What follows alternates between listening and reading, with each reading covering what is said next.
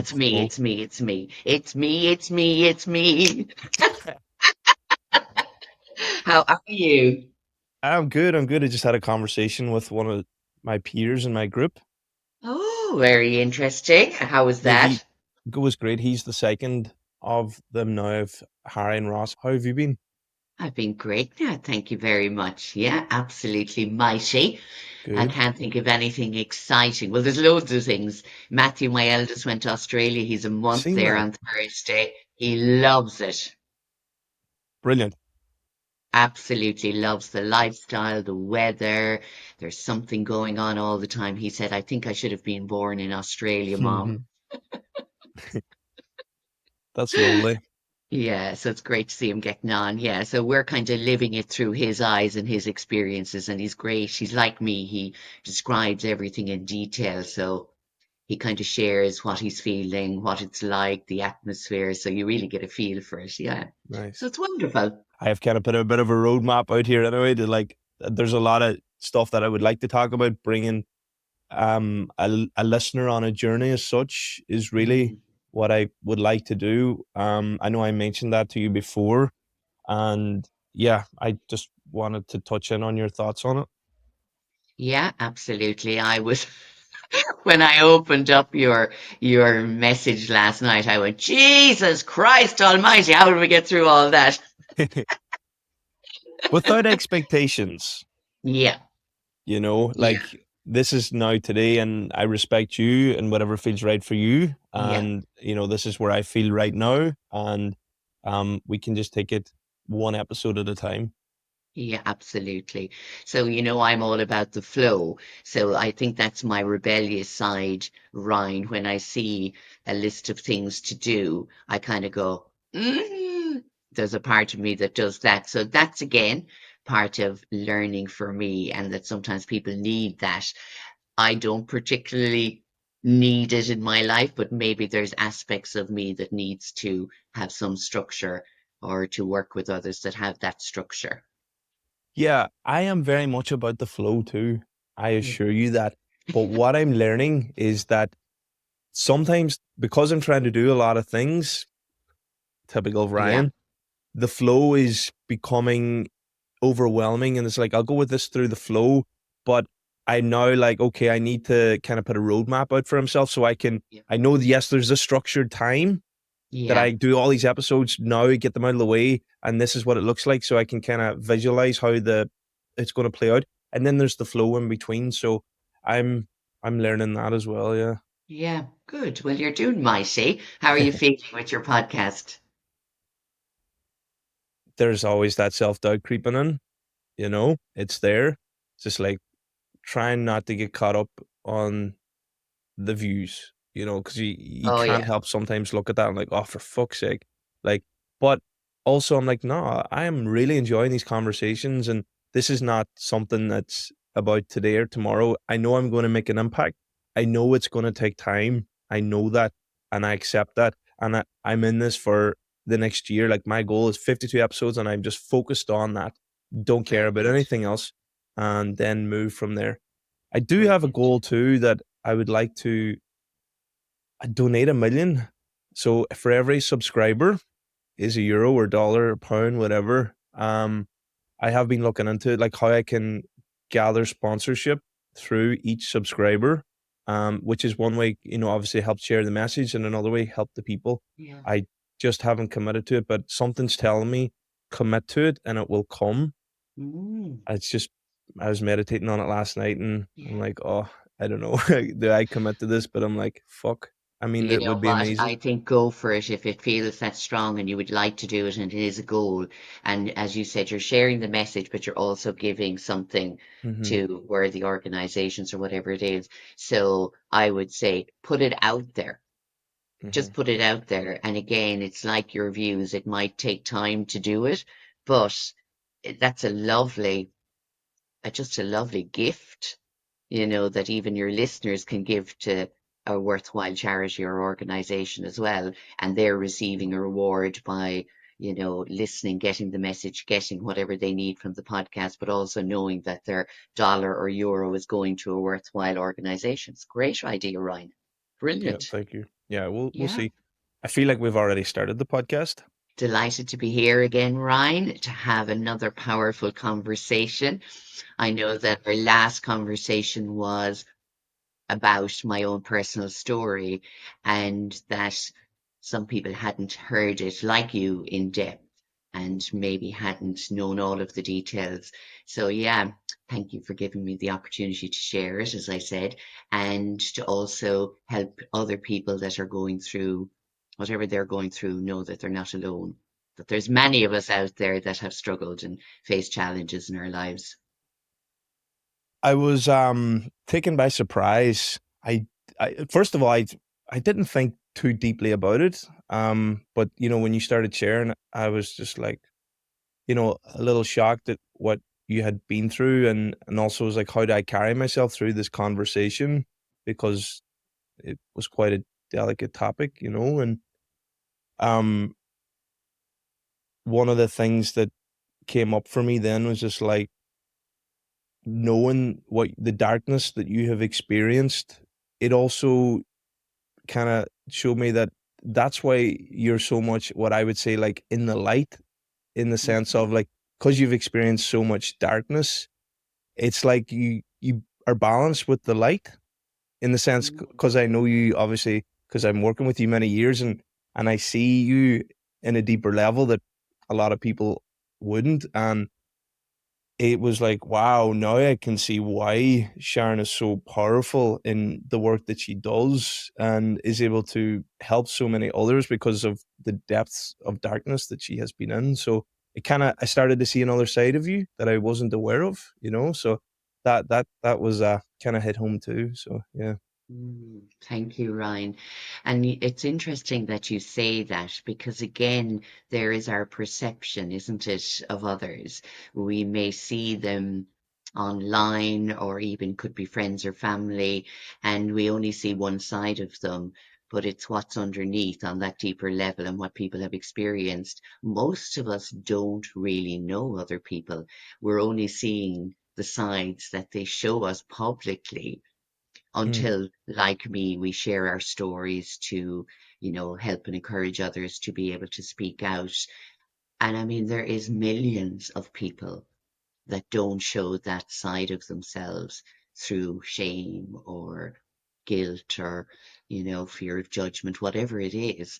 So part of my being Sharon Fitzmaurice and having my podcast and doing the work that I do is because I wished that there was somebody like me years ago that could really see me and hear me and hold that space and I could let everything fall out. So again, you know that from working with me that I hold the space and I don't judge anything. I just allow it to be because you're meeting the person where they are. mm.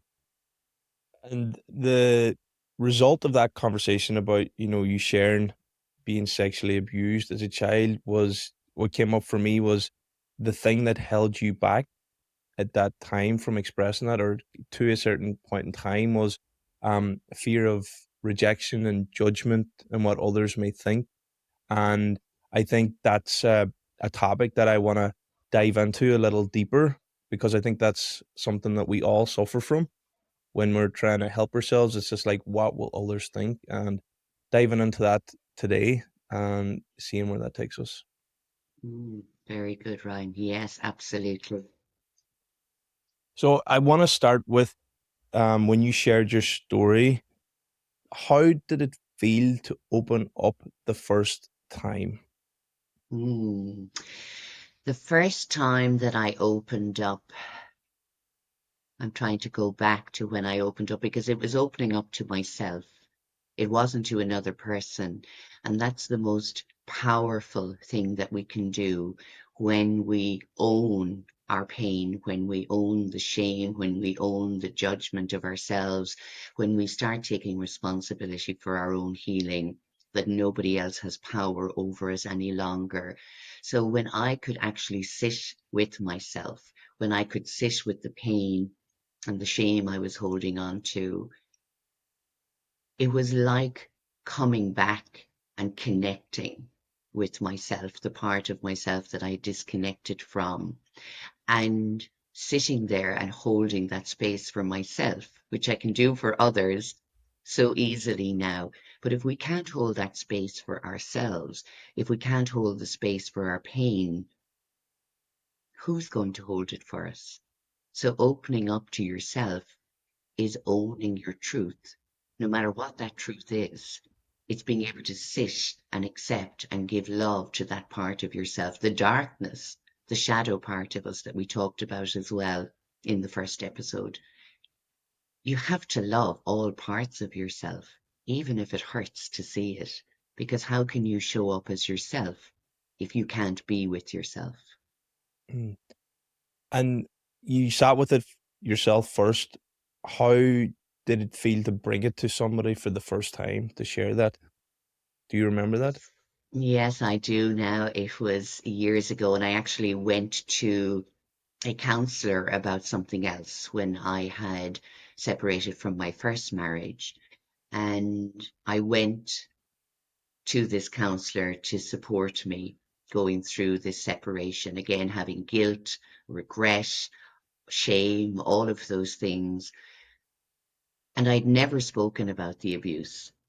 But when I sat down and all of the stuff I was talking about, suddenly my child self started revealing herself to the counselor. And I said the words, somebody hurt me when I was a child. I couldn't even say sexually abused because I'd never identified with being sexually abused. It was that somebody had really hurt me. They had betrayed my trust. They had taken advantage of me. And when I said to the counselor, somebody really hurt me when I was a child, she held that space so beautifully for me. And she said, and how did they hurt you? Just that one question. How did they hurt you?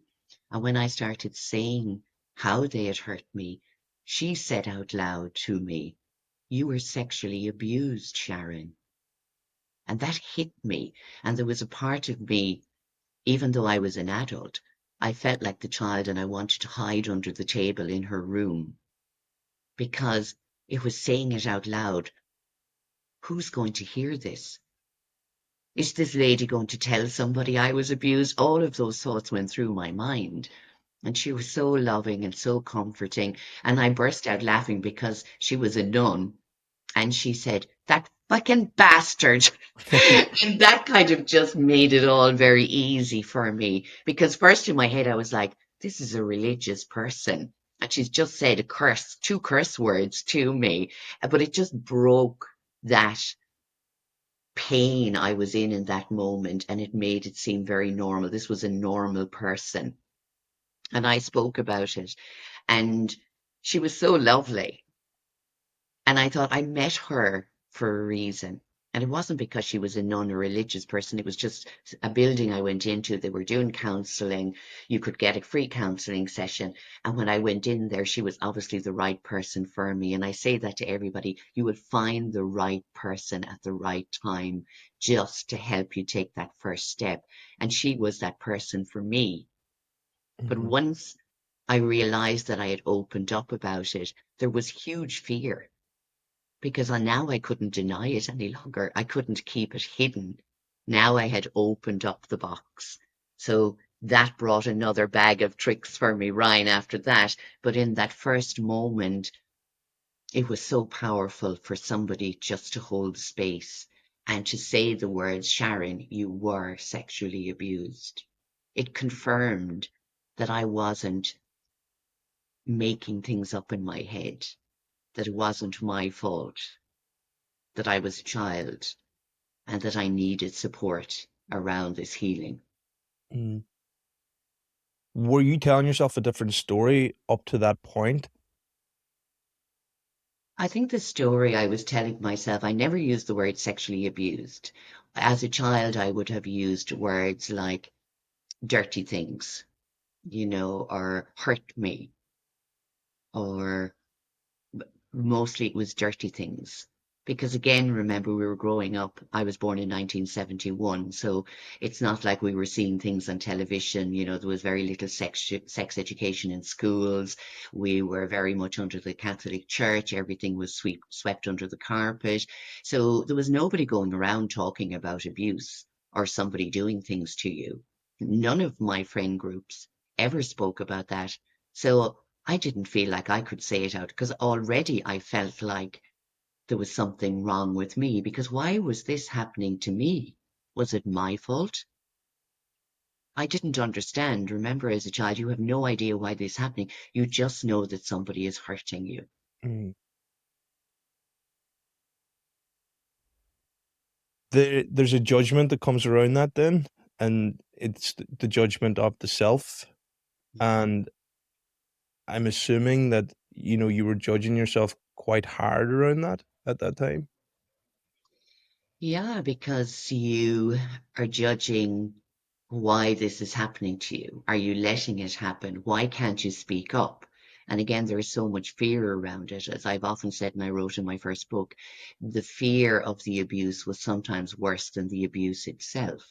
So the fear of this happening kept me in constant fight or flight mode. So the fear of not being wanted, the fear of if I tell somebody that I would be sent away or I would be locked up, because you've no understanding as a child. And even as you get older, that fear of how can I say this out loud to people? I don't hear anybody else talking about it. How can I say it out loud? Because then they'll want to know details, and I can't talk about those details yet. Those details have been locked away in the back of my mind somewhere to protect myself. Mm. So I judged myself for not speaking up. I judged myself for being abused. I judged myself for not doing more to stop it until I reminded myself later on as an adult, you were a child. You had no choice in that moment. You were being abused, you were being manipulated. Somebody was taking your power away. Where does the voice of judgment come from? It comes from society, it comes from where we grow up, our schools, the media, everything. It's we have to look or be a certain way. We have to act a certain way. And if we don't fit into that societal norm, then we believe that we are not adequate in some way. So it's like going to school. If you're not good at reading or writing or spelling or singing or dancing or playing music, you're not as good as where we don't celebrate the individual qualities and abilities that we all have. We're all trying to fit in. And that comes even from, our survival instinct going back, to the first men and women on the earth. It was to be part of a group, to survive, to be part of something. And if you weren't part of that, you were an outcast. That's still going on in our society today, that if you are not seen as, a certain body size or shape or doing exercise or eating nutritious food or, having a great job, having a great income, being married, having children, having a house, all of the things society say that's what we've done, to succeed. And if it doesn't look like that for a lot of people in society, it then says you failed. Mm. So again, we've talked about that. It's our perception of what does success mean, what does failure mean in your own life. Success for me is showing up as myself, being true to myself, and doing what I love and have a passion for what I do and that it's helping others. That's success for me. And it doesn't matter, how many people are following you or how many clients you have or how many friends you have. If you are happy in yourself, in your own body, whatever your body looks like, and you're doing what you love, that is success to me. Failure is when we don't show up as ourselves. So my failure, or what I believed was failure, is that I couldn't speak my truth. So I was failing myself. So I was continuously judging myself and telling myself How can you be real? How can you be true to yourself? How can you show up as yourself, Sharon, when you cannot speak your truth to somebody else? So you were always living behind the mask of pretense that, yes, you have a happy family. Yes, you're enjoying life. You're out there and you're smiling and everything is great. But behind it, there's broken parts of you that are ready to crack and fall at any moment. So you're constantly on edge and nobody else sees it, but you feel it within yourself. So the judgment is such a hard part. I know what it's like to overcome. And at times I would have said, or maybe still would say, the world is a cruel place. And people will say that's because they're afraid. And it's like the world's a cruel place. So is the world a cruel place, Sharon? The world is the world. The world is the people in it. And as individuals, we are the world. And when people say, oh, society is bad, and I say it myself, but we are society. Each of us is part of society. So years ago growing up, society was very labeled and structured and organized, and it had to be a certain way. And that was due to religion, lack of awareness, our conditioning and programming. But that awareness has grown with the World Wide Web, with podcasts like this, Ryan, with people sharing their stories. Our awareness is growing, but it still comes back to who and what we are judging. So we look at if you went down through your feed on Instagram and you're judging just by liking or not liking people's posts, aren't we? Hmm. You're judging what is good and what's not good. And that doesn't mean it's good or not good in or the eyes of everybody else, but it's us. We judge and we say, we might watch it for a few minutes and go, that's no good. I'll just scroll on to the next thing until I find something I like and I might comment on it.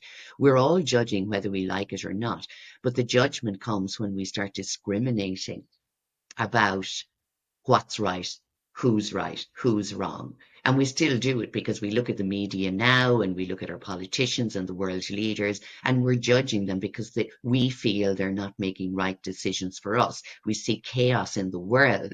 That chaos is created by people. And then groups of people come together and they say what we're doing is right and what you over there are doing is wrong.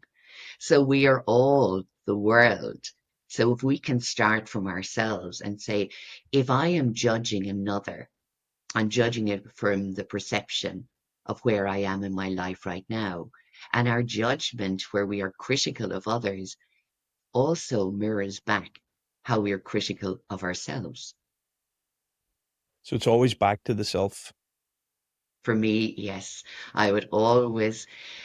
And I judge, I might look at Donald Trump and he might say something ridiculous on the news or on one of the social media platforms. And my instant reaction is, what is he talking about? It's not making any sense.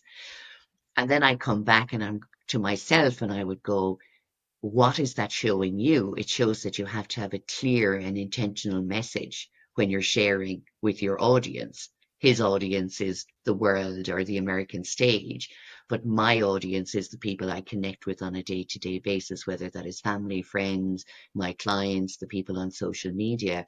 Am I sending out a clear message, an intentional message? Is this message serving others, or am I just gratifying myself? Mm. Does that make sense? It does. I mean, there's still times where I'm programmed too. I'm aware of this. It's like there's a judgment, and I capture that judgment, and then I'll try and convert it into something positive because it's just our brain is on like I mean, my brain it's still on autopilot sometimes where I'm like catch that thought and convert it because it does come back to the self. It's just like I'm comparing myself, so I'm Yes. judging myself, and I mean, I wasn't aware of that for a long time. And I still hear people say little things that they're not even aware of that they don't realize by just saying something about someone else is an actual judgment, you know? Yeah. So a lot Yeah. of us are like that. It's so right, Ryan, because none of us can say, oh, well, I don't judge people. We all judge. It's part of our human nature. It's like my eldest son Matthew, one day he was being negative about something, and I said, will you please stop judging? And he said, we all judge, Mom.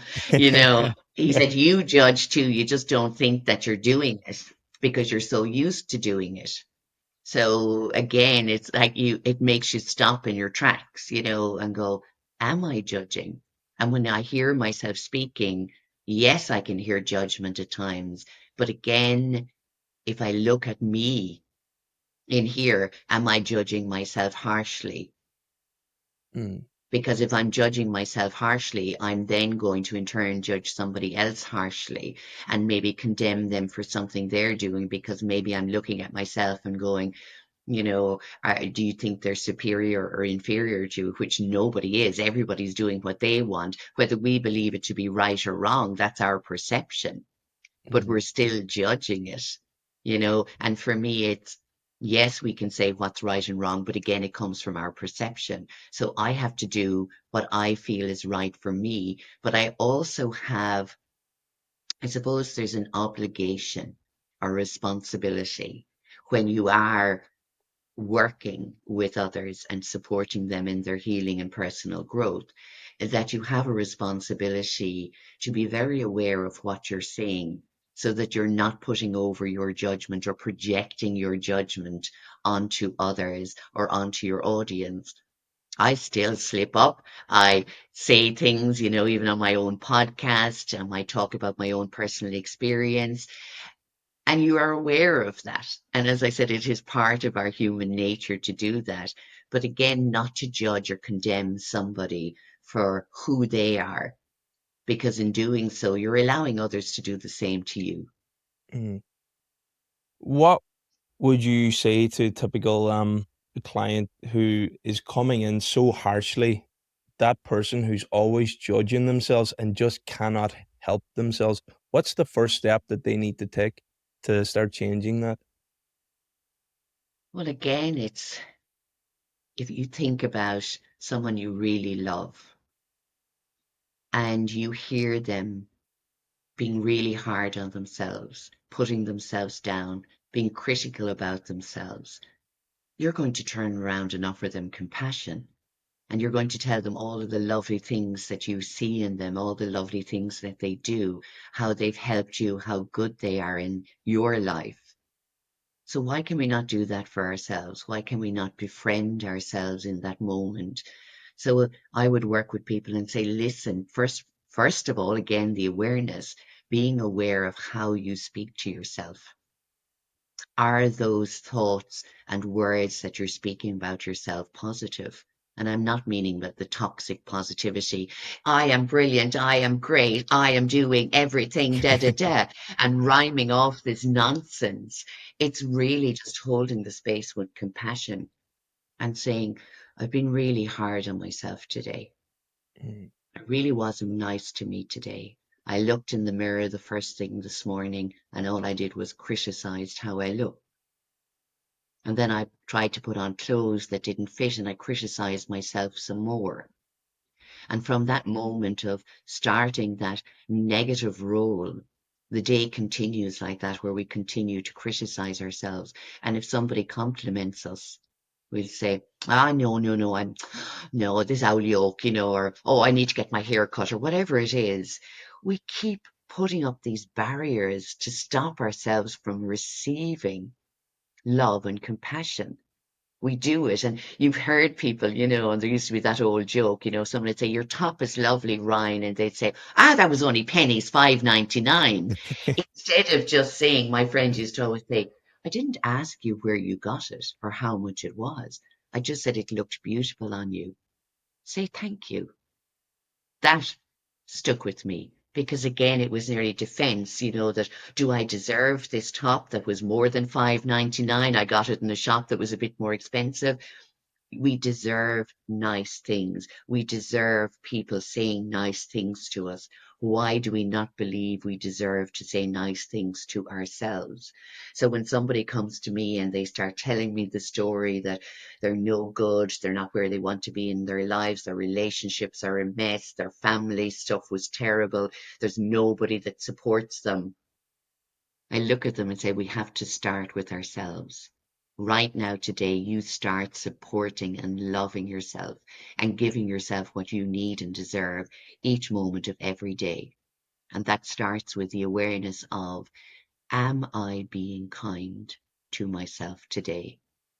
Or am I criticizing myself again? And even with all of the work that I've done, Ryan, as you said earlier on, self doubt will creep in. Self doubt is there for me. It's like I'm doing this workshop with my members community, and it's about transforming our relationship with the inner critic. That inner critic is loud. It's so loud, and it wants you to stop creating. It wants you to stop doing new things because, again, it's the subconscious mind believing it's keeping us safe in this zone of stay here. Everything is fine as it is right now, even though you do not feel safe in your body, even though you do not feel safe in your space. You want to do more, but that fear of judgment and going out there is stopping you. It's holding you back. And shame and judgment rob us of us being authentic. They rob us of showing our true selves. So if we go back to my story, I was robbing myself of being authentic while I hid my truth, when I was judging myself. So when I could stand up and own all of that pain and shame and judgment, and speak on podcasts like this with you, Ryan, and share with my groups and everybody, all the talks I do. I am who I am. I say it out loud because then I'm really showing up as myself. And shame and judgment can't rob me if I don't allow them to. But if I allow them, it's like if you sat there across from me and called me every name under the sun and I didn't say anything back. I'm allowing that. That's not particularly all of you, even though you shouldn't be saying those things. I'm allowing it. So, what are you allowing in your own life? And what are you allowing in your own mind? What is the conversation you're having with yourself today? Is it a good one? Mm. Is it an encouraging one? Is it a supportive one? Is it loving you? Is it pushing you to take a chance today on yourself, no matter succeed or failing? Taking that chance is showing yourself that you believe in you. And I want to believe in me. I want to believe in me every day now. And that's what I encourage my clients and groups and everyone I work with is to believe in themselves and to believe in that little step that they take each day. Even though to the world that might not seem like a big step, but it's a huge step for you. It's like stepping over that fear, that judgment, that shame. It's very powerful. Mm. I've been using fear as a motivator. Mm, I hear that critic, that doubt creep in all the time, every day, but I'm like, that's what I'm leaning into the most mm, because I know that that's just a story. And if I don't overcome that story's going to overcome me. So I'm like mm. all about facing fear head on and just know that that's just a story that I'm telling myself Yeah. and that by leaning into it is where I'm gonna be at my best, and I think if we can apply that to our life, we can live a fulfilling life, we can do what we wanna do, follow our dreams, our Mm, passions, and, yeah, just show up for our best self, but that's not so easy. I mm. know I mean, I've a lot of people around me in my life, and one of the things is like the fears always the story of fear is what holds them back. Yeah. Why is it so terrifying? Like, why do we let that story of fear get in the way? Just consider everything that you have done new for the first time. Think about as a small child when you are starting to walk. and you have a parent or a carer around you and they're standing there waiting for you to fall. So you learn fear from a very young age. When we're going out into the world, into school, it's safe cross code, don't come out of school until you see me, ask the teacher about the bathroom, so you don't get caught short. We're already fearing everything, and if we don't do it properly, so we're learning fear all through our lives. And again, it's kind of staying in these lines, you know. So for me, if you think about the lines of your trajectory of your life, Ryan, and you think how many times you've stepped over a line to start a new sport, to start a new relationship, to start something new, like your podcast, and you think about all of the things you thought about before you started that, and what was the conversation you were having in your head beforehand. For me, I'm very aware of those conversations. I've had them all through my life. I still have them with myself. But now, the part of me that goes, as you said, leaning into the fear is there to remind us that we've done hard things before and it's been okay. Yes, sometimes you fall flat on your face, but I always say, but you tried, Sharon. At least you tried to do it. And what if it actually worked out? Instead of saying, what if it doesn't work out? What if people judge me? What if it fails? What if, it doesn't go anywhere? But what if it does? What if I took a chance on life? What if that new relationship is going to be the relationship of my life? And if I choose, because of fear or judgment or whatever it is, that I won't step forward to say, hello, my name is Ryan or my name is Sharon. Imagine missing out on that person and then having the regret for the rest of your life.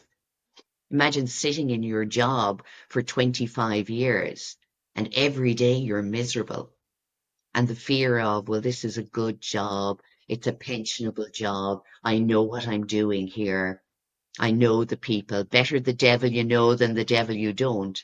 But there's a huge opportunity out there. I would love to go for it, but what if I don't get an interview? What if I don't get the job? What if I stay stuck? So instead of taking the chance or taking the risk or stepping into that fear and saying, do you know what? I have this one life. What about if I just tried it? What if I tried just to put myself out there? I wonder what that would look like. And that's kind of what my experiences have been. I'm not a hugely confident person. People think I am, and people would say, oh, your voice is so strong, Sharon. I had to grow that strength in my voice. And my voice is strong in when I'm passionate and talking about something that really matters. But at other times, my voice could be a bit quieter. My family might say not, but when I'm passionate about something, I feel strongly about it and I want my voice to be heard. Because remember, for years, I didn't speak and my voice wasn't heard. So now, if I want my voice to be heard, I have to speak up. And I do that through my podcast, being a guest on your podcast, doing talks, doing workshops, helping others. That's where you find your place. Find your place where you can be seen and heard as you. Stop fitting into everybody else's world and definition of who you are. Who do you want to be seen as? Who do you want to show up as today? I want to show up as me, my authentic self. And I have flaws and imperfections. I have things that are not perfect or what society sees as perfect. But that's okay, because if I can accept who I am, it doesn't really matter what anyone else thinks. Mhm. I learned that from you, I have to say, is I would have got caught up in the, what will happen, focusing on the negative outcome. And I always remember you said, but Ryan, what could go right? And then I would give that, I actually would give that time and thought, and actually this could go right and that could go right. And it's something that I've applied to my life now and I focus more on. And when I hear others, oh, this could happen or that could happen, but I'm like, but have you thought about what could go right? And it's such a shift. I think when you give yourself just that space and allow yourself to what could go right, so many things can go right. And, I mean, life can go great. Yeah, absolutely. And again, just for the listeners, when you're listening to this, think about all the things that you did new. Just think about all of the things you did from as far back as you can remember and what that felt like. Yes, you were nervous, you were excited, you may be a bit fearful, but when you did it, whether you succeeded or not, you felt great because you tried. Because if you're standing at the sidelines, you're watching everybody else experience their life to the fullest, and you're the observer. And that's what a lot of people are doing on social media. They're watching everybody else live their lives, and they're looking at them, wishing or judging. Who do they think they are? Arisha, that's ridiculous. Who'd want to watch that? But they're judging other people living their lives instead of living their own lives.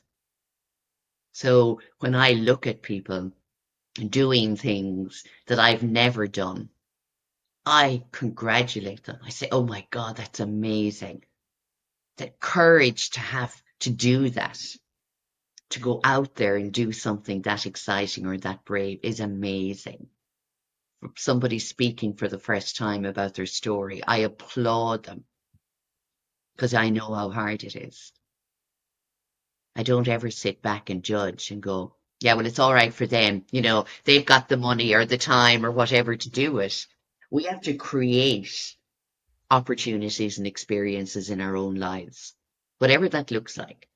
Whether you are a single married person, you have children, it's not for the rest of your life. You're just identifying as that role at the moment. But I have seen people that have retired from huge, amazing jobs, and they've decided they don't want to just sit back now and take it easy. They want to give what they have learned in their roles to somebody else. And they've volunteered or they've set up something else or they've gone and traveled and they've met new people and new connections. Life is not just about what we do. Life is about what we experience and how we experience and what we learn from that experience. Because every experience we're going to learn something about ourselves. And again, whether you believe it to be a failure or a success, it doesn't matter. The important thing is what you've learned from it, what you're going to take with you from that experience and bring it in as you move forward into the next experience, because that's all life is. It's experiences in relationships, in our jobs, in our socializing, in our travels, in our conversations. It's about the feeling we have or that we are getting or receiving from that experience and what we're taking away with us and bringing into our own lives, because everything is about learning for me. Every time I have a conversation with you, Ryan, even when you were a client, I'm always learning from your experience. I didn't have the same experience as you, but I was still learning from you. And then what would work best for you the next time we would meet up. So it's not just about what I know, it's about what else I can learn from everybody else. So that when I go to create a new experience, that I'm taking all of the learnings from everybody, combining them with my own, and now I have this whole bundle of learning as a foundation to help me to move forward into that new experience. When you talk about experiences, I'm thinking about like life as an experience. And if we're living from a fearful place on an energetic level, what how does that unfold for us? Like what changes if we're moving from fearful to, I would say, love, or if we don't, how does our lives unfold? Well, if you think of fear and love, because everything is energy, and if you think of what a fearful thought can do to you, first in your mind as that conversation, it's just a thought, and then you connect it to a feeling, your emotion, and then you start acting out that thought and emotion. So there's a job opportunity in front of you, and your thought in your head is, oh, I'd never get that. And the feeling is, yeah, I'm no good for that. There's the criticism and judgment coming in. What if I fail? What if I don't get it? So your behavior then becomes, I'm not going to go for anything new because I might fail, or I mightn't succeed, or they might ask me something I don't know, or I might have to step out of my comfort zone. So the outcome then out of all of that reaffirms the thought that you first had. So we're constantly doing that in our lives and stopping ourselves. But when you become aware of that fearful thought, and again, it comes back to the conversation about yourself, that thought is an energy, and that energy ripples into every part of your being, mind, body, and soul. And we decide then physically, can I step forward if I have this fearful thought? Remember when you said you were leaning into the fear, Ryan? Okay. So you physically, when you think about leaning in, you're physically stepping forward and into it. You're meeting it head on, aren't you?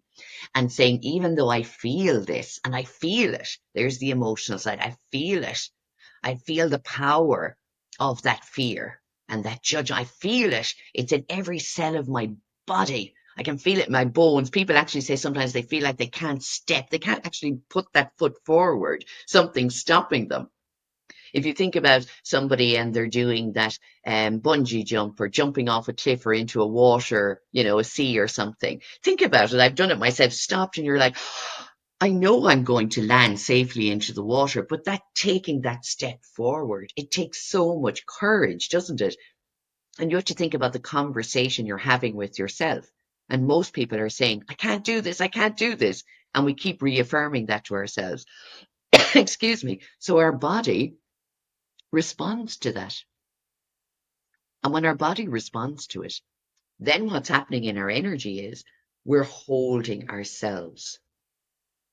We're holding ourselves in the energy of that fear. We're restricting ourselves. Our energy isn't allowing itself to expand. Because think about it, if you were standing on that side of the water and you jumped in, how do you feel when you get out afterwards? You're screaming, you're so excited, you're laughing, you're woohoo! You're just so full of it. And you're like, yes, I can do this. You feel so empowered. And you think, I want to do it again. I want to do it again. I want to do more of this. That's your energy expanding. So think about what fear is doing. It's locking you in. Love is letting you free, free to be yourself. And the more I can do that, and just as you said, we can only experience the love and expansion if we're aware of the fear and restriction. And when you said, I'm leaning into the fear, you're not denying it's there. You're absolutely saying, I feel it. I can feel it in every part of me. I can hear the conversation. I'm aware of that inner critic getting louder and louder. But there you come with the compassion and say, it's okay. I know you're trying to keep me safe or believe you're trying to keep me safe, but I really want to do this. I believe I can do it, even if I am afraid. I really want to step out of my comfort zone. I really want to try something new. I know I can do it. I just have to step forward. And thank you, inner critic. Thank you for showing up and reminding me that if I listen to you and continue to have that conversation, I'm going to stay exactly as I am. And where I am is okay, but I want to do something else. I want my life to look like something else. I want my career to look like something else. I want my relationship to look like something else. I want my healing to look like something else. I want my personal growth to look like something else. So I'm doing that. Fear and love. Here's the fear. I see you. I hear you. And here's the love. How can I bring balance to both? Mm. So fear and love, from my understanding, that's like the core of who we are. It's like fear and love is like light and dark as such, you know? And one's not necessarily a bad thing. Cause I think a lot of it's like, that's a bad thing, but it's just like, is it really? Or is that pushing you to be a better person or to be a happier person? Mm. So fear, we all need fear in our lives because it motivates us. It, think about a runner, and they're getting ready. We all, anytime we're preparing to perform, whatever that is, standing up in a school play, you know, the adrenaline is rushing through our body. We're preparing to do something new. So that comes from the fear. And the fear is, again, it can be afraid of judgment, afraid of failure. And it's what we're thinking of ourselves. And you can't say to a child, but it doesn't matter what anybody thinks of you, just go up there and do it. Because, of course, the child saying, well, what if I forget the words? And what if they laugh at me? And I suppose it's starting from there. If we go back to our child self, Ryan, and if you go back to your child self and you think about doing something, maybe it was playing football and not getting the goal, and somebody gave out to you for not getting that goal. Did it make you stop playing, excuse me, stop playing football, or did it make you want to try harder the next time? I was quite soft, so I definitely found it intimidating whenever Mm, I was playing football and the manager was shouting at me, or at half time.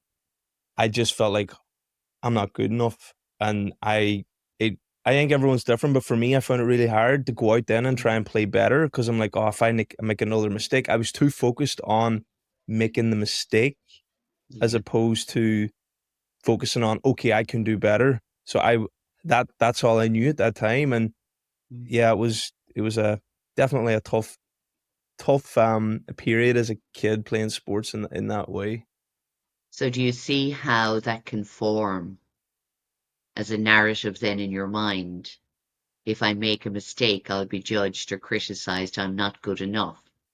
So how that can stop the more you continue that conversation, that you will continue that conversation into adulthood, because that's usually when it starts. You're not pretty enough, you're not tall enough, you're not sporty enough, you're not, academic enough, you're not musical enough. We've been labeled even as children, haven't we? Hmm. You know, to say, and we've heard people say, oh, she's really arty now, and she's really musically, and he's really sporty. We've been labeled from the time that we could understand what people were saying about us.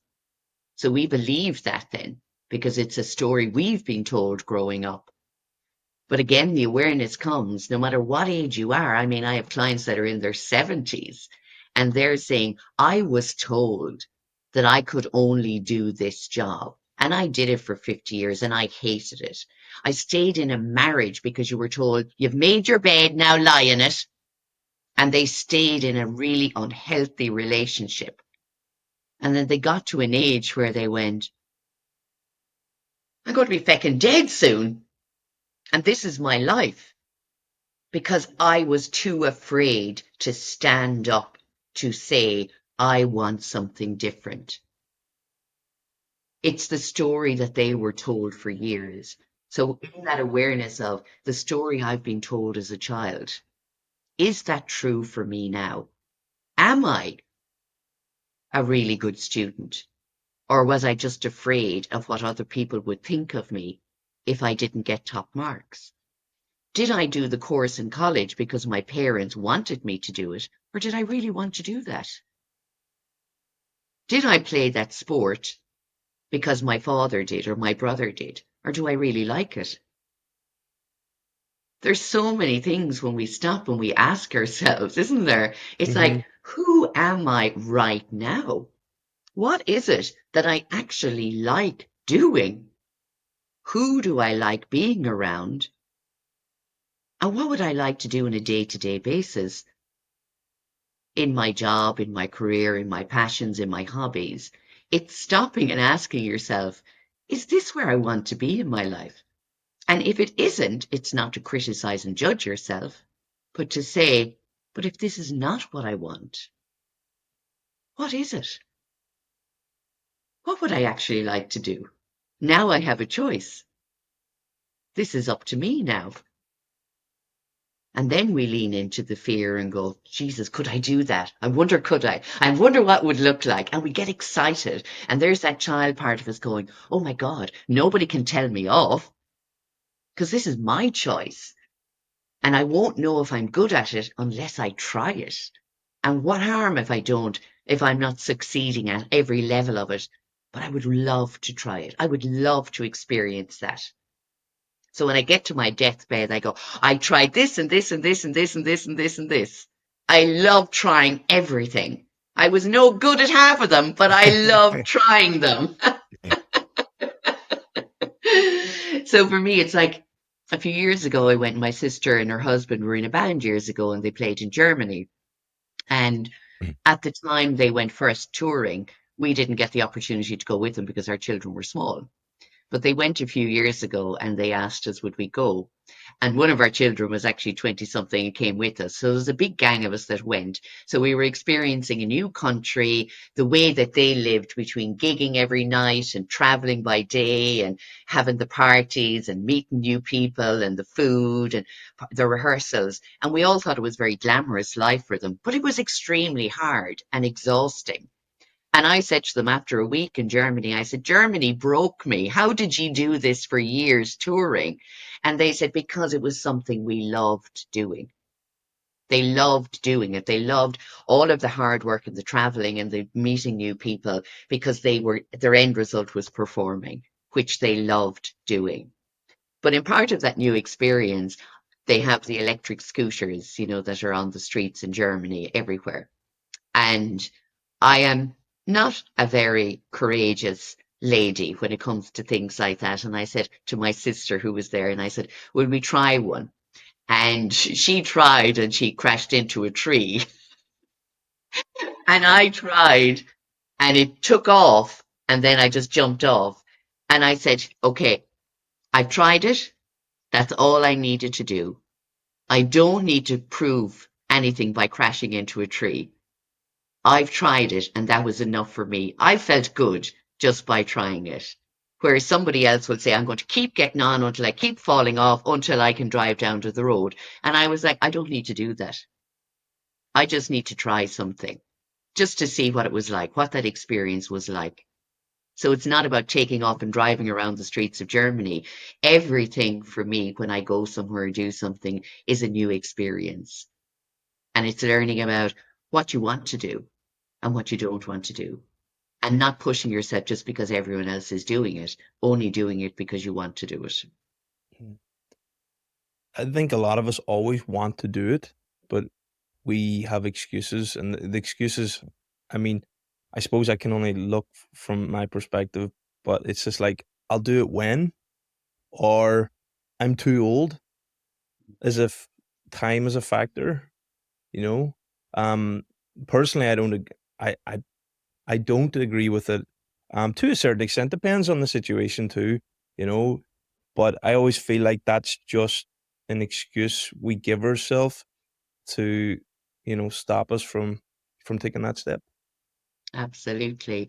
When I was 47, I said, when I'm 50, I'm going to do the Camino.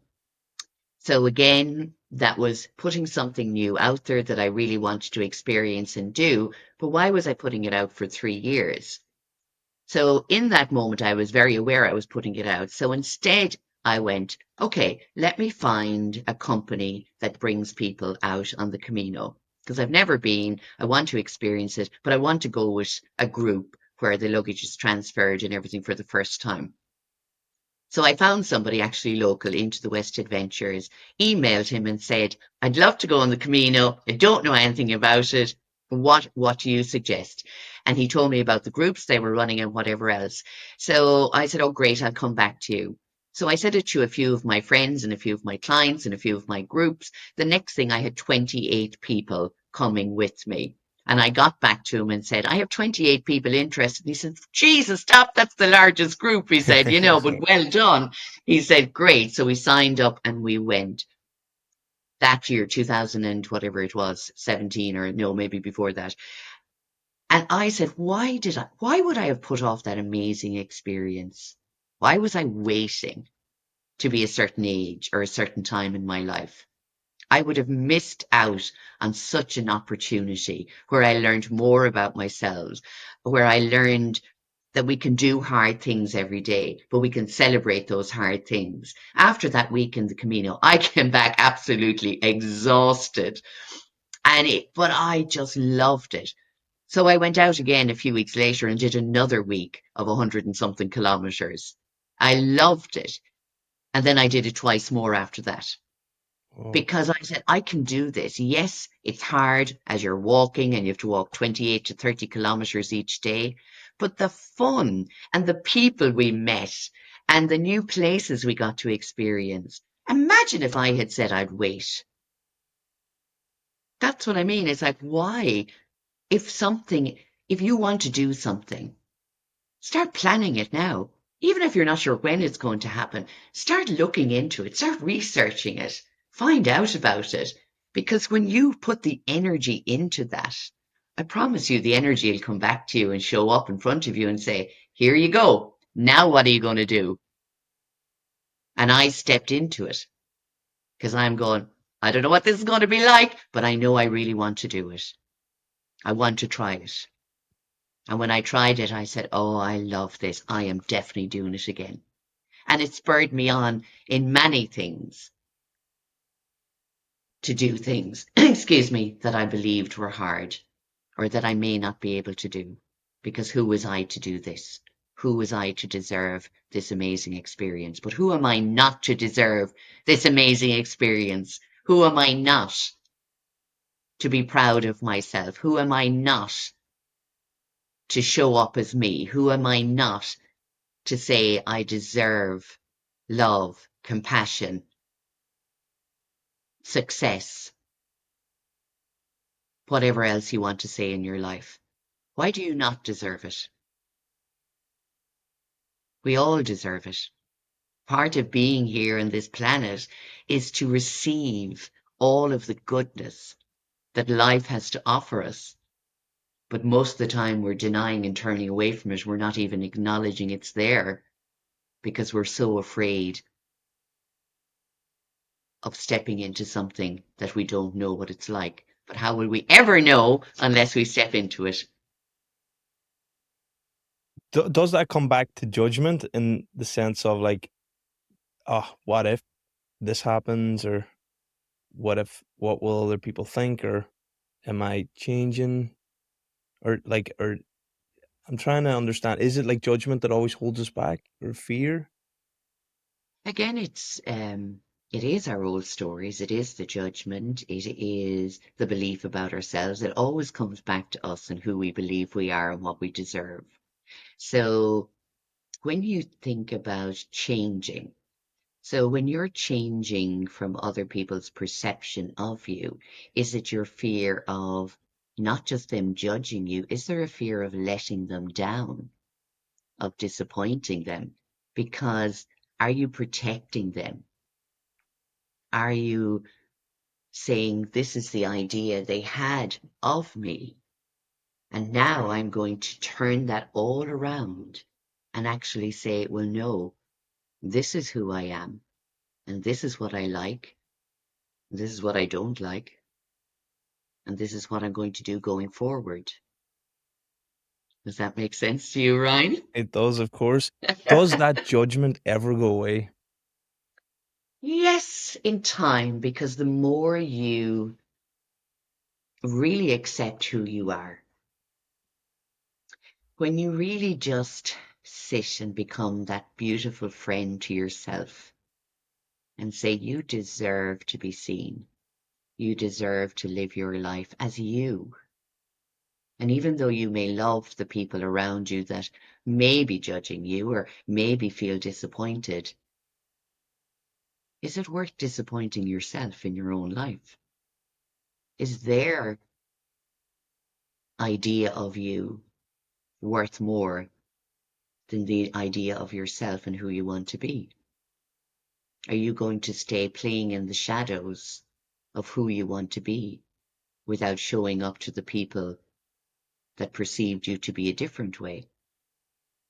Who is that hurting most? Hmm. Mhm. Ourselves, of course. Yeah. So what does that feel like to you, Ryan, even thinking about that? When you think about showing up as myself and maybe disappointing or letting down others, what does that feel like for you? Um, it's not something that I think is a factor anymore. I'm showing up for my authentic self and knowing that that's the best I can do. And if other Mm, people don't like that, then that's unfortunate for them because I have no bad intentions. I have no yeah. intentions of going out to hurt or harm anyone. Mm, It's just important to keep showing up for myself. yeah. But if you And go back to Ryan, when Ryan didn't want to show up as himself, well, what was that feeling? Was it fear? Was it fear of judgment? Was the fear of disappointment? Go back to your own personal experience and think about what stopped you from showing up as your authentic self. yep, fear of judgment, rejection, Mhm. and that's not a nice place to be. But with the stories we tell ourselves, with the story I told myself was a lot worse than reality. It was nothing like that. And again, it comes back to, well, what could go right? Yeah. And I think when you give what could go right more Mm. time, more energy, then that's the life that you can lean into and transmute that fear with Mm. love. And yes, it's like, as you said, that power that you start gaining in yourself and belief, and it's like a compound effect. It just keeps building and building and building. Absolutely. And when you think about, disappointing or judgment or rejection, it's usually from the people you love and care about the most. But if those people love and care about you the most, they're going to love and accept, even if they don't completely understand, they're going to love and accept you when they see you being happy, showing up as yourself. And as you said, if they can't accept that, well, then that is their issue and not yours, because you have, as you said, no bad intentions. Your intention is coming from a place of, I have to start loving myself for who I am. And that is showing up to the people that I love and care about in the hope that they will accept me for who I am. But if they can't, that is their issue, not mine. Mm, And it's about us really just saying, and again, everybody else in the outside world, they don't know who we are until we show up as we are. So it doesn't really matter about the outside world because it's like if you step into a new job, nobody has any idea about you. They just know you've been hired for certain skills to do that role, but they know nothing about your personality. So if you started a new job tomorrow, you can turn up as your true self. You don't have to be the person you were in the job 25 years ago. If you join a new group, you can turn up as yourself. If you do something new for the first time, you can turn up as yourself and say out loud, I'm really nervous about this, but I'm really excited about starting as well. There's your authentic self. Instead of maybe showing up to the old group and everyone's going, oh, you can't do this. You're no good at this. And you continue repeating those stories in your head, or your family are saying, Ryan, you're only good at doing that now, but your sister is better at this. And you standing up and say, well, actually, I'm really good at that as well. I just never got the opportunity at home to do that. But when I went out on my own, I started doing it and I'm really good at it. And they don't know that story until you tell them or share it with them. But first, you have to acknowledge it to yourself. Isn't it true? hmm Very true. Hmm. Sharon, it's been a pleasure again. Really enjoyed today's conversation. Yeah, Ryan, it has been amazing. I can't believe how quickly the time goes by when we're having these conversations. And that's why I think they are so important. Because if somebody is listening, hopefully they'll be having that conversation with themselves. And maybe they'll go out then and speak to a friend or a loved one and say, do you know what I heard today? And it really made me think about where I am in my life and not judging themselves for where they are not, but where they are right now. And then acknowledging there's some parts of my life that I'm not happy with and I'd like to change it. And in that thought, you have changed and shifted something in your perspective and in your energy and in turn your life. Amazing. As always, Sharon. Thank you, Ryan. It has been a pleasure.